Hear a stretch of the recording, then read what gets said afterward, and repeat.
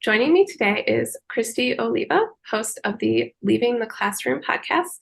She's also a learning program manager and a guest faculty member for IDLE courses. And today she's going to share her wisdom on moving from teaching to instructional design.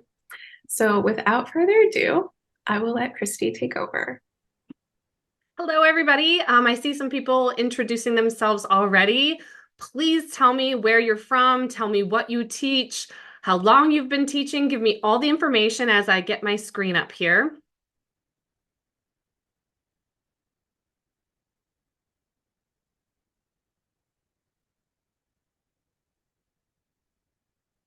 Wow, so many different people. I love this. Hi, Nikki. Hi, Spencer. Hi, Tori, John, Harry. I see all of you. Thank you all for being here. Wow, 20 years. We've got some longtime teachers here. You have come to the right place. Wow. Welcome, everyone. All right, well, let's get started so that we don't run out of time. You can always ask me questions afterwards, but I'm just so excited to be here. All right, let me close that.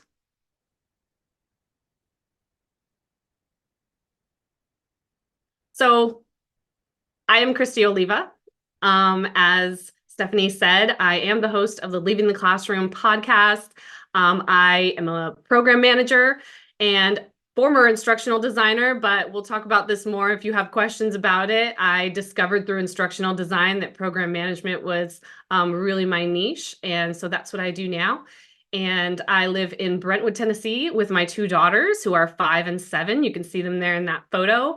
And before I tell you my teacher transition story, let me just give you a quick rundown of what we are covering today. So today we're going to talk about, is instructional design right for you? How to revise your teacher resume, because it does need revision. What to include in your instructional design portfolio. How to get work experience without a job or with a teaching job. And how to interview. All right, so I am a former middle school teacher, but now I work as a program manager in the corporate space. And since transitioning from the classroom 4 years ago, I have worked for 3 Fortune 10 companies and been promoted twice. And it's not that hard. Actually, we have all the experience as teachers, so this was not unique to me. I was a teacher for 15 years, and I thought it was all I was ever going to do. I mean, it's all I ever wanted to do. And I'm sure many of you can relate. Whenever anybody asked me what I wanted to do, I said teacher from the youngest age. I loved school, loved all my teachers, loved being a teacher. And I was a really good teacher. So here's some pictures of me in my earlier days with my first middle school classes, my first graduating 8th grade class. We had a teachers versus students, you know, all the fun stuff. And this was when I was still very bright-eyed, bushy-tailed, and ready to embrace teaching. But then I became a single mom. I had an 18-month-old and was 4 months pregnant when suddenly I was all on my own. I was making less than $40,000 a year. And so I knew I had to do something else with my career or I wouldn't be able to support my family. I did not want to depend on my ex-husband and be begging for money. And let's be honest, I was also being mistreated by the admin at the school that I worked at. And I'm not saying that happens at every school. I worked at a virtual school. I don't know if any of you here ever have or ever will work at a virtual school, but to be honest, it was one of my worst experiences. And so I knew I needed to do something else. And when I first decided to leave the classroom and pursue another career, I thought I only had 2 options. This is where I started. Maybe you did too.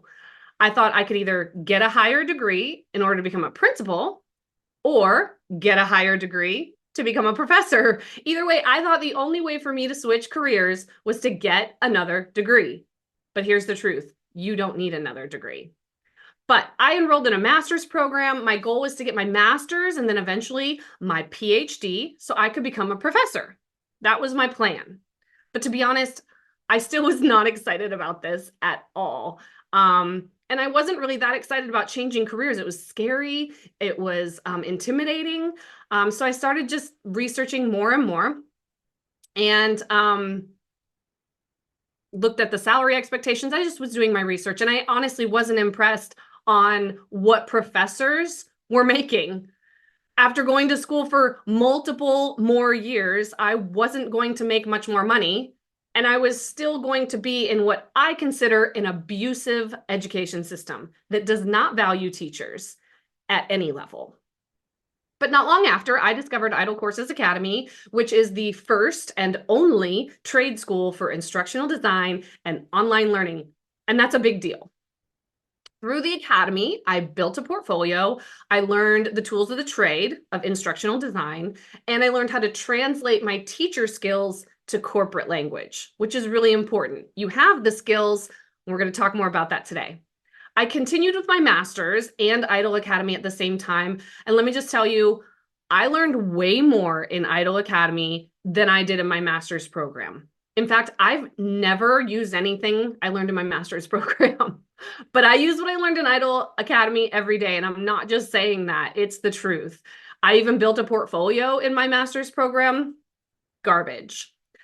And frankly, I would never have gotten the job offers I received without the experience and knowledge I gained through Idle Courses. It's unmatched. All right, now let's talk about you teachers. Have any of you heard the saying, those who can do and those who can't teach? That, that BS statement? Well, this comes from a stage play in 1905 by George Bernard Shaw called Man and Superman. So this is an actual quote from a man. It's a terrible mindset that teaching is a place for those who can't make it in the real world. And I know you all feel this to a certain extent. And I heard this so often in the later years of high school. So when I said I wanted to be a teacher, not when I was teaching high school, because I didn't teach high school, when I was in high school, all throughout college, and as I prepared to become a teacher, I heard this. And it made me question my choice sometimes. And it also is perpetuated over and over as teachers are continued to be portrayed as lesser than most other professional positions. But the truth is, and you know this, teachers are amazing. And you are so prepared for so many other roles. And so we're going to talk about some of your most transferable skills. Oh, I see so many people responding to that. You know this. We have to help other people see it, though. So that's what we're going to talk about today.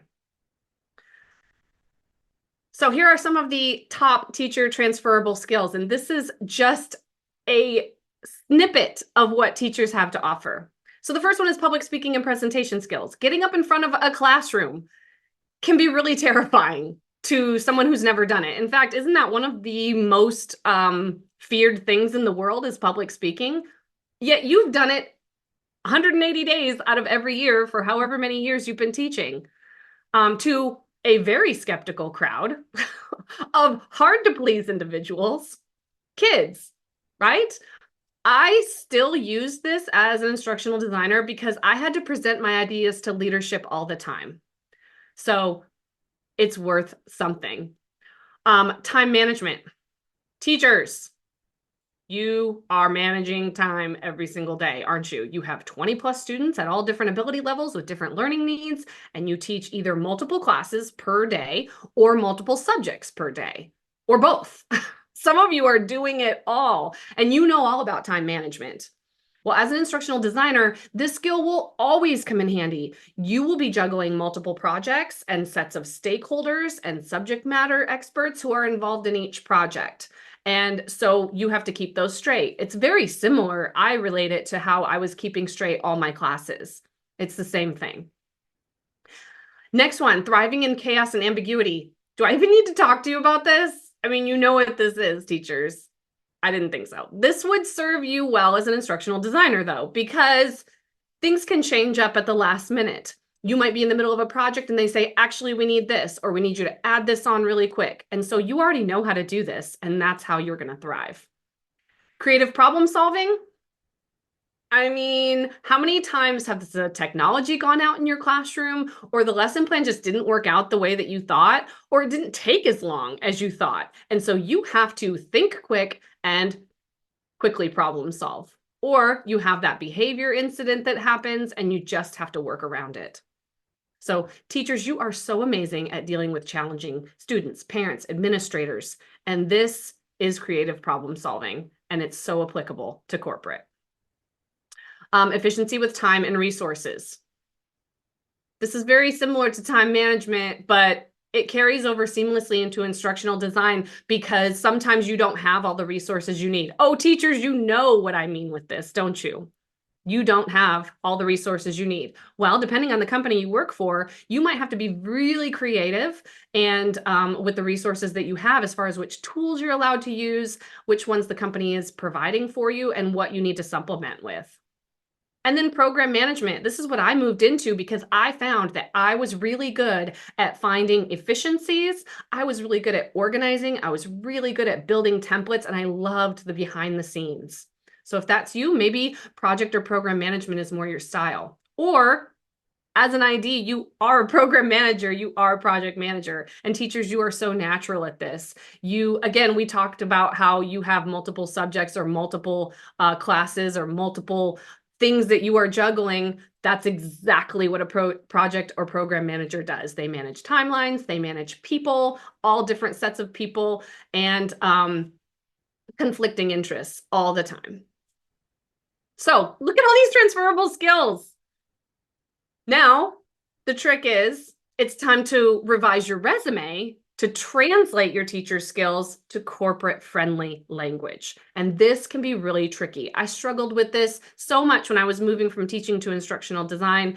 And so I want you to keep in mind that we do need this resume, and you probably should not be applying or thinking about leaving the classroom until your resume is in order.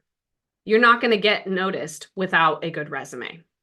So when I decided to leave in the classroom, revising my resume was one of the things I put off for as long as possible. And you might be doing the same thing. You might not have even seen your own resume in years. Well, it's time to dust it off because this is a difficult process. It is tedious and it's not fun. I'm just being honest. I hadn't even looked at my resume, I mean, probably in 5 to 10 years, because I was teaching in the same district for so long. And so then I didn't know when I brought it back out, how do I not make my resume scream, teacher, beware, right? Not beware. It's definitely not beware, but some companies might see it that way. If they can't, we have to help them see how the teacher skills translate to corporate. They can't see it for themselves.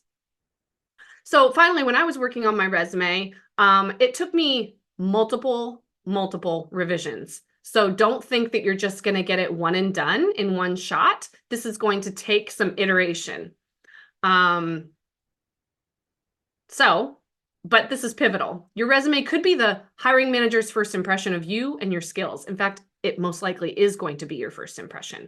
And so this is the way that you are going to translate your teacher skills into the correct terminology that applies to instructional design, but also the correct format to help them see that what you were doing was project and program management. You were having creative problem-solving skills. This is what we're going to do with these resumes. So let's get started. Are you ready to take some notes? Because I'm going to show you how to revise your resume. All right, so the format of the resume, first of all, is really important. You want your resume to be as scannable as possible. Our eyes, naturally as English speakers, start on the left side of the page and begin scanning down the left-hand side. So keep everything left aligned. It just makes things easier. Some people try to get fancy up there in the header. Just left aligned. Let's not get fancy. Keep it as simple and scannable as possible. Your basic information is going to go up here at the top. So your full name, your email address, your LinkedIn profile link, and your portfolio link. I would not include anything other than those. Some people include their phone number, their location. I don't include those. Today is a crazy world. You don't need people having your phone number and your location. I mean, I've heard some crazy stories. A recruiter will reach out to you and they will ask you for that information so that they can contact you. So don't think that they have to have it on their resume in order for them to see you. So after that, you're going to write your professional summary or your profile statement, whatever you want to call it. That's this area up here.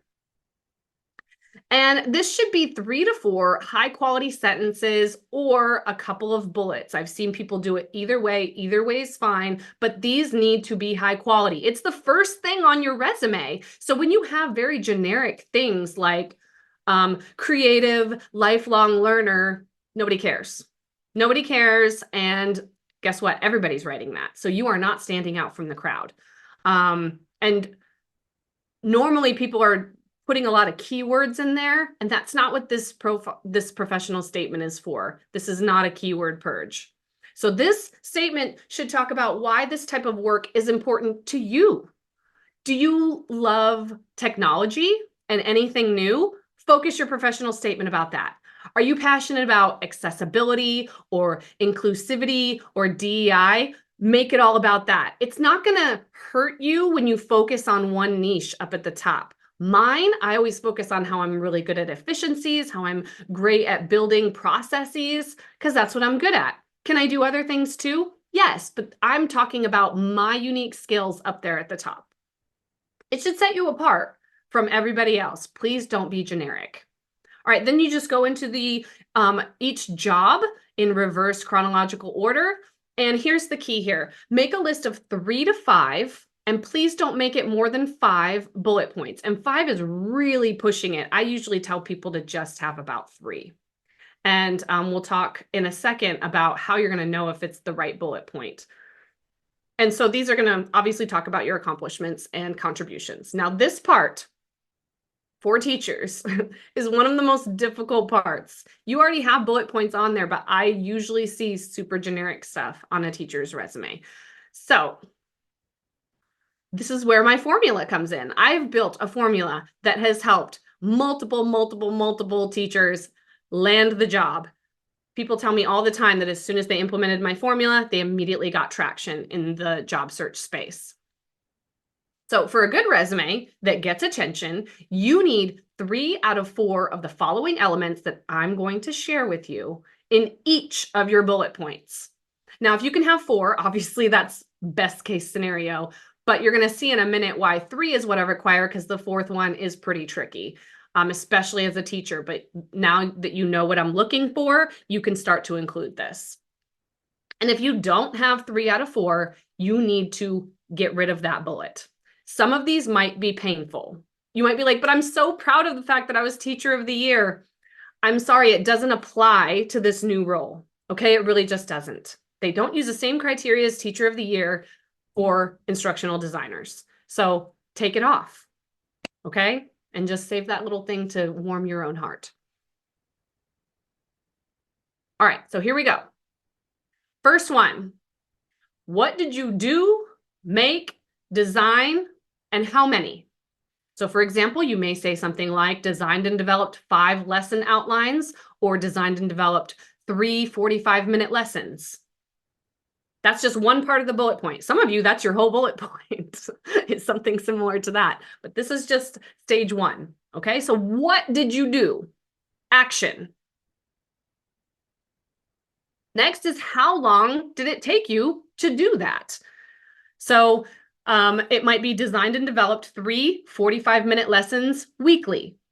So even though I'm not saying it took me an hour to build those lessons, I'm doing this every week. So you're showing that this is just a constant process that you are going through on a weekly basis, whatever that is. But make sure you include the time frame here, because let's say you built 5 outlines, lesson outlines, but it took you 3 years. Well, that's not too impressive, is it? So include that in the bullet point. Many people depend on their time range on their resume for each job to dictate this time period. But again, think about that. If you've worked at a district for 15 years and it says you designed and developed 45-minute lessons, who cares? Over 15 years, I hope you did. So tell me that you did it weekly or daily or whatever that is. Very important. The next metric that you need to include is how many people were affected. So this gives the scope of the project. And some of you have an amazing scope, a huge scope. So designed and developed 3 45-minute lessons weekly for 150 learners. Notice how I said learners. We don't want to say students or kids or any of that. We are translating that language, okay? Very important to tell how many people were affected. So even if you are building something for other teachers, tell me how many were in that group of teachers. You need to be specific. This tells a lot to a company about really exactly what you can manage. All right, are you ready for the fourth one, which is the trickiest one? And this is data. Data and results can be really tricky, and you probably haven't really been keeping track of this as a teacher. But now that you know this, what I'm about to share, I want you to start keeping track of things, and I'll give you a couple examples. So this one is tough, and this is why I say to have 3 out of 4 to keep a bullet, because you might not have this fourth one. And when you add it on, it'll sound something like this: designed and developed 5 weekly lesson outlines for 150 learners, raising standardized assessment scores by 15% compared to the previous year. Now, one mistake I see a lot of teachers doing is they think they're providing results by just saying they increased scores. By how much? You need to keep asking yourself, so what? Imagine somebody looking at your bullet point and they continue to ask, so what? And if you have answered that enough where they can't ask that question anymore, they can't say, so what anymore, then you have a great bullet. Okay, this is so important. So if you have not been keeping track of these things, please begin to do so. So ask for your scores from last year. I know they probably just came out. I know that they don't usually come out until the next year. But you can keep track of your own things. Start keeping track of before and afters in your classroom and how you've made some actual measurable change, because corporate wants to know how you're going to save them time, money, and resources. And so prove this here in your bullet points. Okay, so right here, if you're able to raise assessment scores by 15%, well, as an instructional designer, that is huge, because that might mean better retention in the company. And it could mean that we don't have to retrain people, so less onboarding time, which is all saved money for the company as well. All right. Now you have a bullet point that doesn't leave any guessing to the reader. We've answered the so what, and it contains hard numbers that eliminate the vagary and make it clear how productive you were and the impact you had. So go through those steps for each of your bullet points in your resume. And if you can't get at least 3 out of 4, get rid of it. Now, keep this section high quality. These bullets have to be high quality because of what I have here on the screen. Recruiters and hiring managers spend an average of 8 seconds reviewing your resume. Now, obviously, this is an average, so some spend way more on your resume, some spend way less on your resume. But even if you double that, let's say they spend 16 seconds. Let's triple that and say they spend 48 seconds. That's still slightly less than a minute, and that's scanning. I'm sorry, a 2-page resume, that's scanning. They don't have time to read that in 48 seconds. So even if we took that to the crazy degree. So your resume needs to have those numbers jump off the page and catch their attention. So use that formula for your bullets, and you are making it really easy for even the fastest scanner to learn a lot about you in a really short amount of time. All right. So now you've got your bullet points written. Let's pretend this is going to take you a while though. So give yourself some grace on that. The bullet points are going to take you a while. They're going to be difficult. It's going to be hard. You need to ask for help. After your bullet points, we've got the education and skills section. So I don't care which order you put those in. This is my recommendation, but I don't think this part matters as much which order you do it in. But you should still carefully choose these words. So this section right here with the technology and skills is your opportunity for a keyword dump. Okay, this is what is going to help when a resume uses the ATS to do a keyword search and pull resumes that have that keyword, because that's what they're doing with the ATS, is they are typing in a keyword, one of the main ones that maybe they don't think as many applicants have, to narrow down their search and find who's got this keyword in their resume. So use this section to your advantage. And to make it scannable, I highly recommend you have them in groups of 3. That's really just a nice number that our eyes can manage at once. If you have a list of 10 things, your eyes can't see it all. But a little group of 3, your eyes can read it really fast. So again, this is for scannability, okay? Human scannability. So this leaves you enough room to have 9 pieces of technology and 9 skills. Do your research, use the job description to get you on here.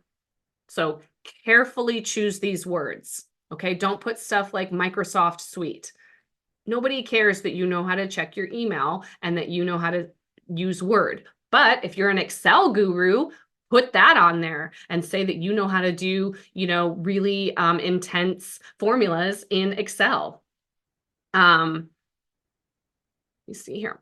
So in this case, find instructional design job postings, pull a dream job that you have, and look at the skills that they list. Now, again, don't put skills on here that you don't have or technology on here that you don't know how to use, but find the things that fit you and put them on here. And if you have those, tack it on there. These keywords are what the recruiters will use to search the resume, like I said before. All right.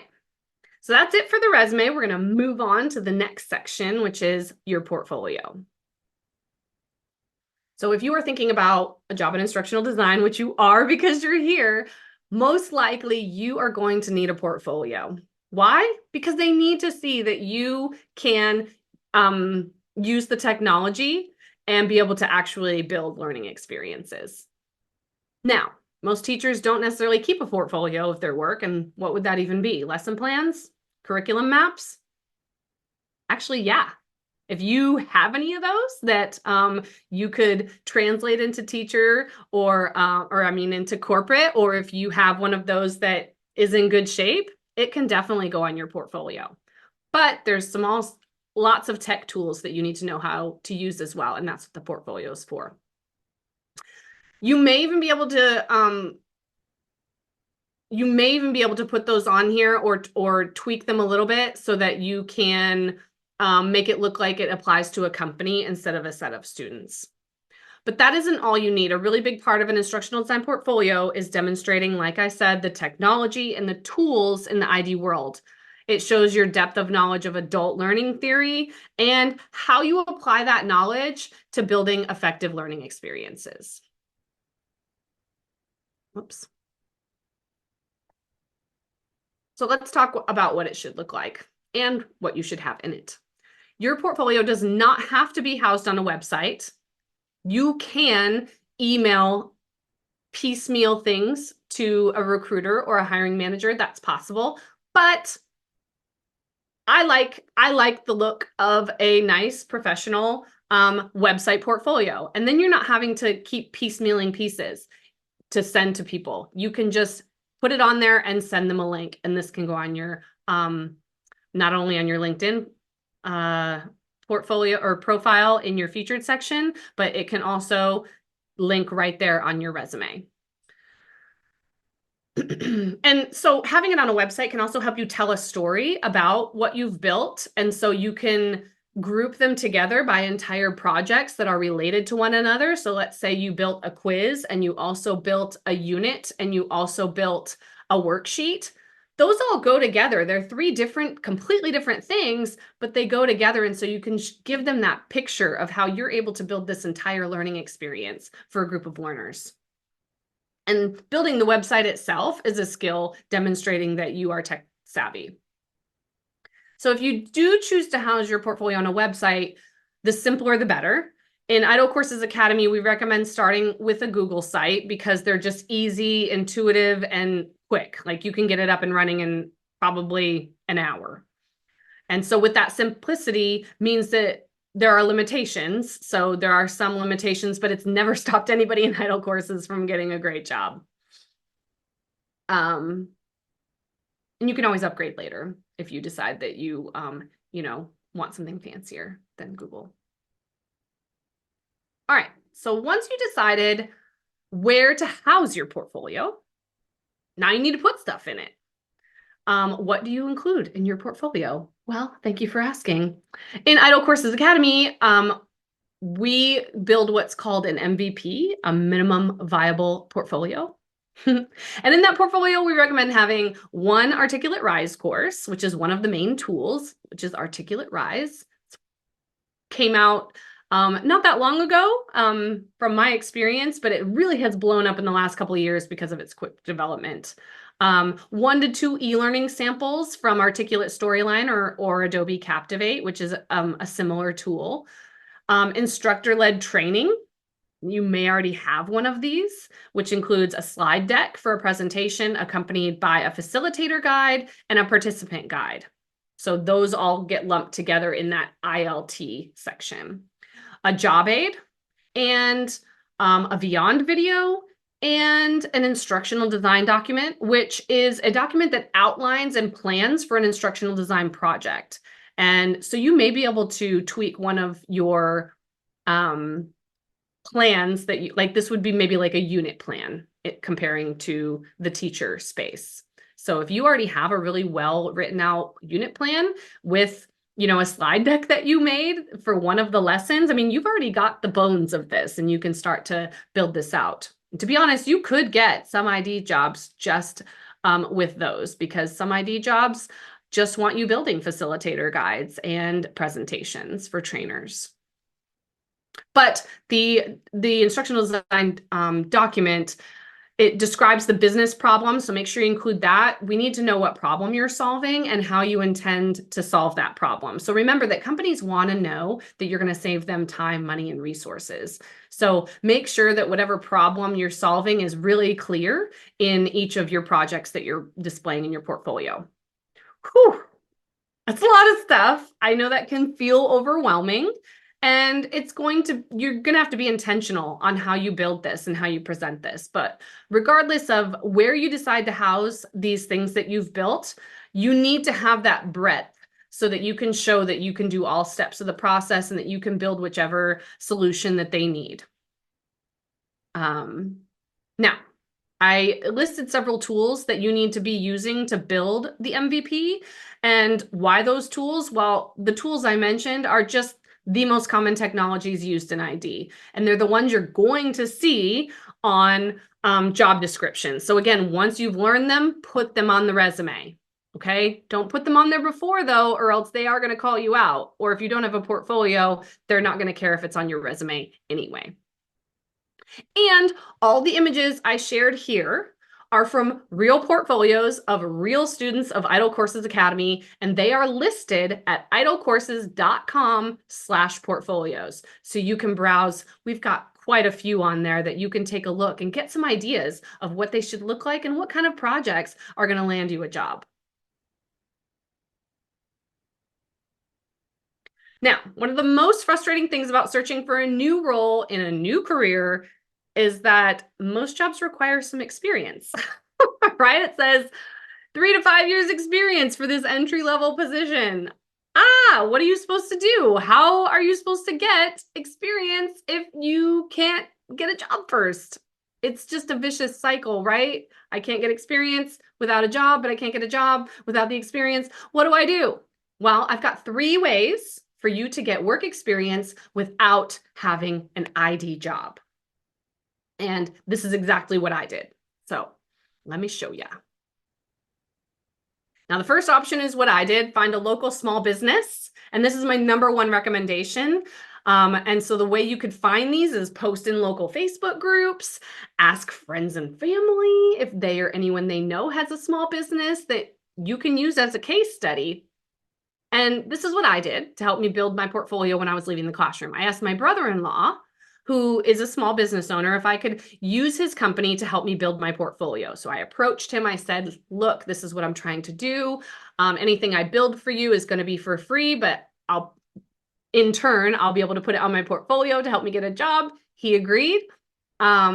And so I took a look at his onboarding program that he had, and I looked at ways I could save him time, money, and resources. And what I did is I built him an asynchronous course. So I built him an online e-learning course where, because right at the time, he was training all of his new employees one-on-one. Each time he got a new employee, he was sitting with them and training them. So I said, hey, I can take some of this that you don't need to teach in person and turn it into asynchronous course. I saved him time, money, and resources. So he got new onboarding materials and I got real assets to include in my professional portfolio, as well as work experience with a real client. And that's why this is the #1 option, because you are getting real experience with with not much risk, okay? Because if you mess up, they're not paying you anyway. So, you're doing your best. And if you can find someone like this to help you, it is really one of the best options. You have the flexibility of the fact that it's unpaid. You can gain valuable work experience, along with the added benefit of getting to learn how to communicate with a client and manage a client without the pressure of a real job, right? So, even though this is my brother-in-law, he wasn't always easy to work with. He pushed back on some of my ideas and I pushed back on some of his. That's what the Real ID job looks like. And so I was able to gain that experience with no pressure. Then next is contract work. And that's the next best option because you get paid and you get all the benefits of the first option, most of the benefits. So you will learn how to manage a client and you will gain valuable work experience. However, you won't get the flexibility that comes with an unpaid position, and you may not be able to use what you made on your portfolio. Every contract role I've ever had would not allow me to put it on my portfolio. And so even if you land a contract role, you might not without a portfolio anyway. But if you do, and they don't allow you to put it on your portfolio, it's not helping you build your portfolio. Still a great thing. I'm not saying it's not, but right now we're talking about how to get that portfolio built out. And so this means you'll still have to take additional time on the outside to build those assets to build out your portfolio. And then the last one is use a fictional client. It's the least favorable option, but it's an option. If you can't find anybody else, then take this option. This means you'll have to invent a client. So you could even invent a client that is actually a real company. Just pretend you're working for that company. So model it after an existing business or use a web-based generator to help you invent a scenario. And the obvious drawbacks of this is that you won't gain true experience working with a client. So, but it's still useful. I did this one as well. So not only was I building assets for my brother-in-law, but I was also building stuff that that would just off of prompts. And no matter which option you decide, for many roles, you need a portfolio and a body of work that shows you are not, and I hate to say it, just a teacher, because you aren't just a teacher, but you might be coming into a place where that's the mindset and it's not even their fault. I have to be honest, like society has put this on, this identity on teachers. And so no matter how unfair it is, we have to break out of that. And so even if it feels like you're inventing work experience, you're still going to be working in that role. You're still going to be doing the tasks. You're still building. You're still creating. So don't be afraid to choose any of these options, even if it is that least favorable option. But I would really, really encourage you to reach out in your local Facebook group or friends and family and just find somebody who will let you build for them. All right. So now you've got your resume, you've got your portfolio, maybe you're starting to get calls. Well, next is interviewing. When I went to teacher interviews, it's kind of laughable now. They seemed more like a box to check than anything else. I never went on a teaching interview that I didn't get. And I used to brag, I've never been on an interview that I didn't get. Well, now I know. Now I know why. It's because all I had was teaching roles. I worked in low-income schools nearly my entire teaching career. So this may have something to do with it. I'm not sure if other teacher districts have more intense interview processes, but I never had to go through one. It was basically, do you have your certificate and are you ready to come? And then I got the job. I mean, besides filling the background check, right? You've got it. There was not much else they were looking for. They just need a butt in the seat in schools these days. I know many of you can relate to this, which makes the transition to the corporate instructional design process, interview process, a little bit harder because you might not be as familiar with interviewing at all. You might not, you're out of practice, I'm sure. When I began interviewing for ID positions, I was so naive. I literally had never interviewed for a position that I did not get. So when I started putting my resume out there, I had no clue what I was getting myself into, honestly. It was like a pack of wolves. I went on at least 10 interviews, so I was getting interviews, but I never even made it past the recruiter call or the first round.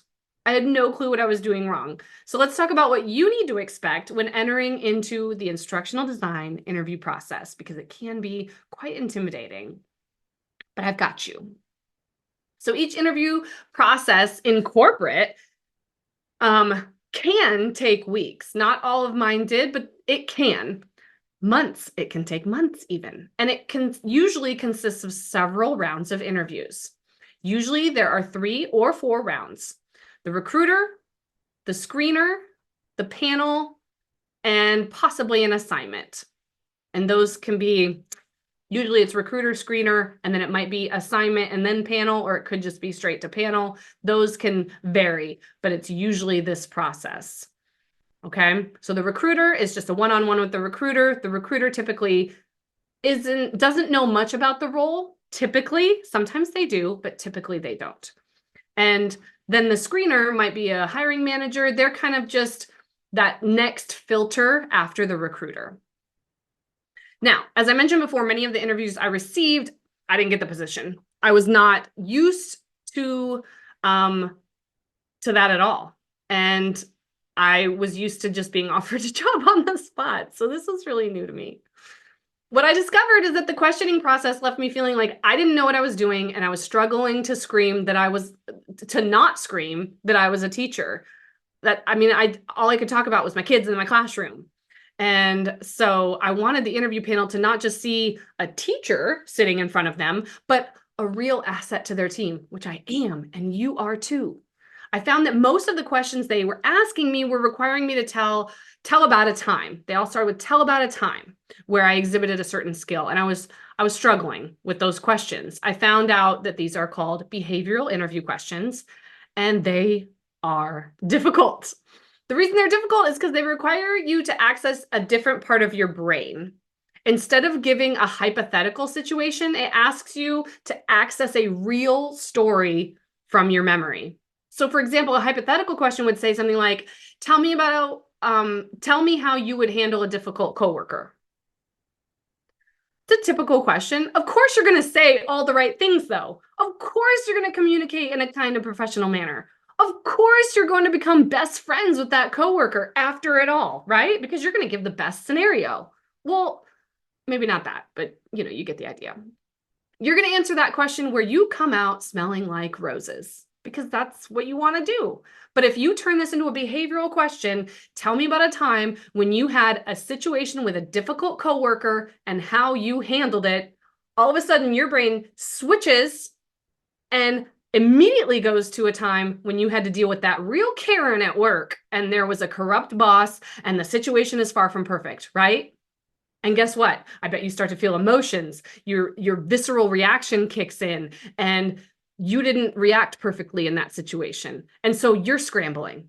But this is what you have in the interview. Well, you need to practice how you're going to answer that question to make sure you don't let the emotions or the drama or the situation leak into your answer. You want to talk about the parts you handled well and the parts you learned from. You're allowed to make mistakes. So that brings me to another formula I have for you, my corporate interview formula. And again, I hear all the time about how this has worked, and it worked for me as well. So first of all, you're going to use the STAR method. This is standard. STAR stands for situation, task, action, and result. This is a well-known structure to answer interview questions. So use it as your baseline. And now for my formula, you're going to use the STAR structure. And then there are 3 things that you need to focus on when you answer your behavioral interview questions. And we'll go over these 3. They are communication, resourcing, and lessons learned. So let's start with communication. And communication is just that. How did you communicate during the project? Who did you communicate with? And how often? This is showing that you are open with your process and that your stakeholders are kept involved from the start. Super important. Okay. Stakeholders are people who work at your school, parents. Okay. But we just want, how did you communicate? This is key for an instructional designer, project manager, program manager. Communication is one of the #1 skills you need to have. So you need to include that in your answer when you are answering these behavioral questions. Resourcing is who or what did you consult to come up with the best course of action in the situation? So did you collaborate with your peers? I'm sure you did. Did you do some research and find your own lesson plans because the textbook didn't give it all to you? I'm sure you did. Talk about it. You need to show that you are resourceful. Okay? You did not just come up with this out of the top of your head. And everybody knows that. Then the third one, lessons learned. Obviously, you're going to talk about anything you would do different or what you learned to use next time. Now, this is so important and it's often left off, but you need to show that you've learned something that you're going to attach to the next one, that every time you do a project, you are getting better and better. So make sure you include lessons learned every time. Don't make them ask for it because they might not, and you need to show that you are good at adapting. All right, so let's look at a teacher example. So an example, describe a time when you sacrificed short-term goals for long-term success. Okay, so how would you answer this as a teacher? I chose this question because not only is it a super common question asked in instructional design and possibly other interviews, but it's an easy one for teachers to use their teacher experiences to answer. It might not seem like it right now, but let me show you how. So an immediate example that comes to mind for a teacher to answer this question is using state standards and standardized tests as your situation. I bet that you've not gone a year that you've been able to teach every single state standard, have you? Doubtful. I bet that you have not been able to teach every single thing. So you had to make some sacrifices. You had to sacrifice some of these short-term goals for the long-term goal of, unfortunately, getting ready for the state test. Now I know you didn't teach to the test, okay? I'm not saying that. I'm not saying that. But you need hard data here, and the number of standards and the amount of time is data, numbers. Remember, those numbers are going to jump off the page of your resume, and they're going to jump out in the interview too. So these are going to give you a lot of good things to talk about. So now comes my formula. While you're talking about how many standards there were and how you had to decide which ones were key to the larger goals and which ones were secondary that maybe you would drop off, you need to talk about communication, resourcing, and lessons learned.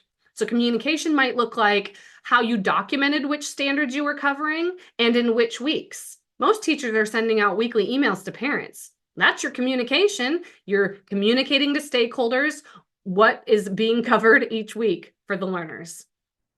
Or it could just be that you documented it in your lesson plans. That is still communication because it's documentation. But hopefully you can say that you did both. Resourcing is how you made the decision about which standards to focus on over others. I'm sure you didn't just pick them out of a hat. You did research, or you met up with your team, or maybe you were just told which ones. Either way, you had some resources you pulled from that helped you decide which standards were more important than the other ones. Let's see, you shouldn't just be single-minded about these decisions. Like, you should never just say, I decided, or I always show that you were looking around you, finding the smartest people on that subject to help you. Then at the end of your answer, when you get to the R, which let's compare this on your resume to data, hopefully you have some kind of data, but this is also where you're going to share your lessons learned. Okay, so at the end, this can be something you would do differently, something that you learned that changed how you would do things moving forward. Either way, it's good to show that you realize you aren't perfect and you can grow from each experience you go through. Now, remember these for each of your interview questions, but more importantly, you need to be practicing. Interviewing is a skill. It really is. And you can't just jump into it without practicing. So find someone who can help you print out a list of questions or just pull them up on your computer and start typing out your actual stories. These are stories you're going to be telling in the interview.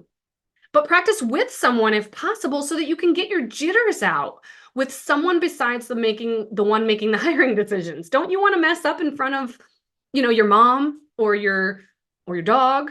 Or for me, it was my neighbor would come over and help me, as opposed to the hiring manager. And this is what helped me get the job. You will learn what works and how to make changes before you get to the interviews. And listen, the person does not have to be an instructional designer to be able to help you do better on an interview. They will still have feedback that will help you.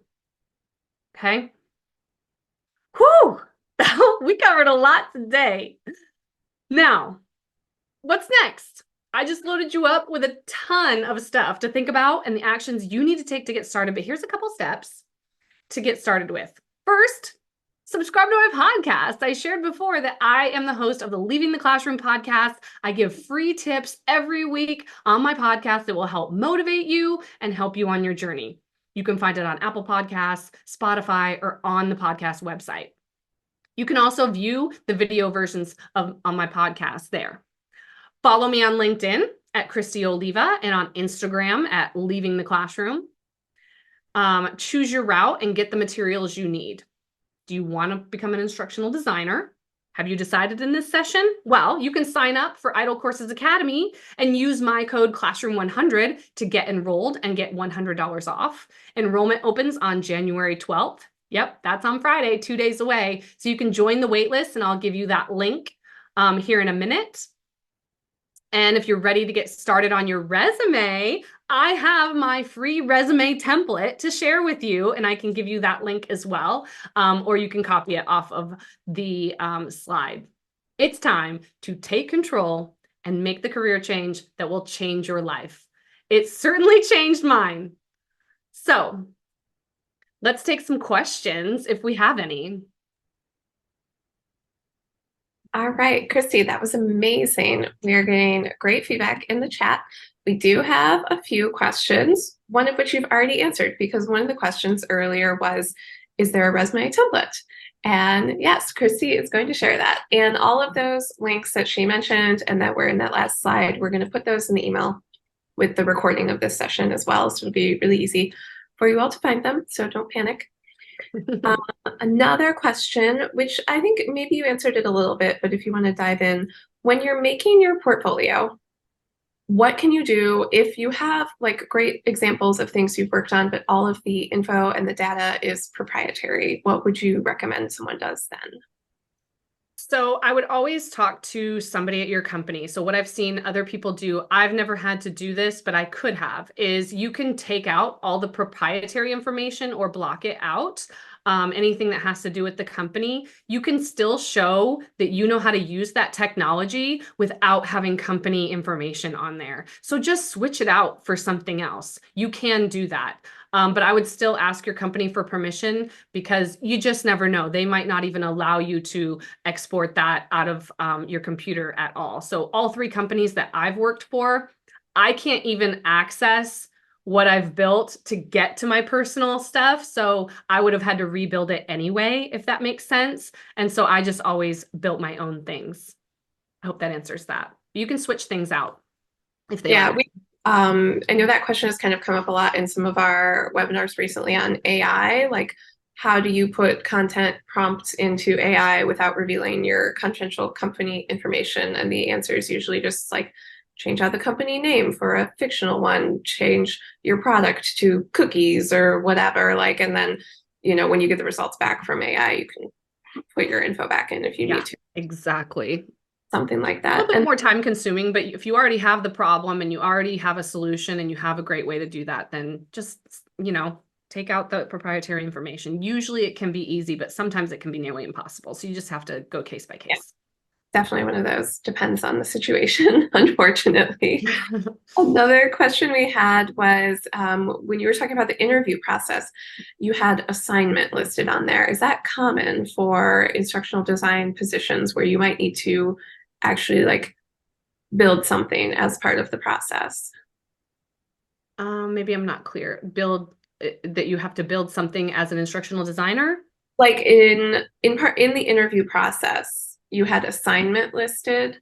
Do companies give you an assignment Oh, like when you're I've had several. So yes, for instance, I interviewed at Tesla and they asked me to make a couple of things. They wanted an ILT, they wanted an e-learning course, and the facilitator guide. So I did have to build all that. They gave me the topic. None of it was proprietary, but sometimes it can be. You may have to sign an NDA before you make these assignments, oftentimes. But really, they directed me to their website. They said, we want you to build a course for the engineers, and they told me like two of their models. And so I had to just take the information that I thought was pertinent to the engineers and build an assignment. That it'll typically look something like that. And then they'll give you a time frame and then you'll turn it in. I got feedback on it. I didn't get that job. They said that it had an error in it that I couldn't find afterwards, but it is what it is. It was a learning experience. That's typically what it'll look like. It will match what you'll be doing on the job.